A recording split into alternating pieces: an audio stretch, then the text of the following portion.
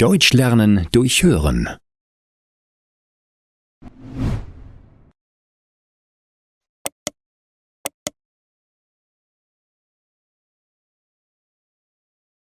Emilia.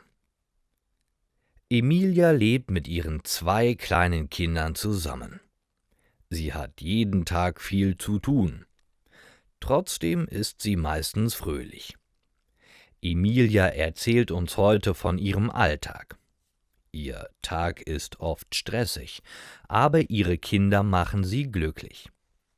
Emilia ist 37 Jahre alt und hat 2 Söhne, Manuel und Patrick. Manuel ist 4 Jahre alt und Patrick ist 3. Jeden Morgen bringt sie die beiden Kinder in die Kita. Aber das ist nicht einfach. Manuel will oft nicht aufstehen. Er ist müde und bleibt im Bett. Patrick sucht jedes Mal seine Schuhe. Sie sind nicht im Regal. Meistens liegen sie unter dem Tisch oder hinter dem Sofa. Emilia sagt dann oft: »Warum stellst du deine Schuhe nicht an ihren Platz?« Jeden Morgen ist es stressig. Die Kinder sind langsam. Alles dauert lange. Manuel zieht sich sehr langsam an. Patrick will noch spielen. Emilia ruft immer wieder: »Jacke anziehen, Zähne putzen, denk an die Brotdose.« Sie müssen schnell losfahren.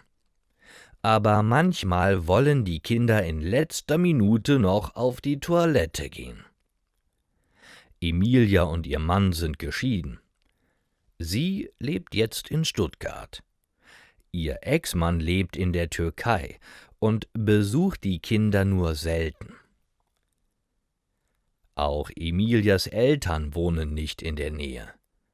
Sie leben in einem anderen Teil von Süddeutschland, das ist ziemlich weit von Stuttgart entfernt. Deshalb ist sie alleine mit den Kindern. Jeden Morgen, jeden Abend und am Wochenende ist sie für sie da. Emilia hätte gern ein bisschen mehr Zeit für sich. Manchmal wünscht sie sich, einfach mal ins Kino zu gehen und einen Film zu sehen oder einfach mal in Ruhe einen Kaffee zu trinken. Ihre Freundinnen fragen oft: »Wann hast du mal Zeit, Emilia?« Am Tag hat sie viel zu tun.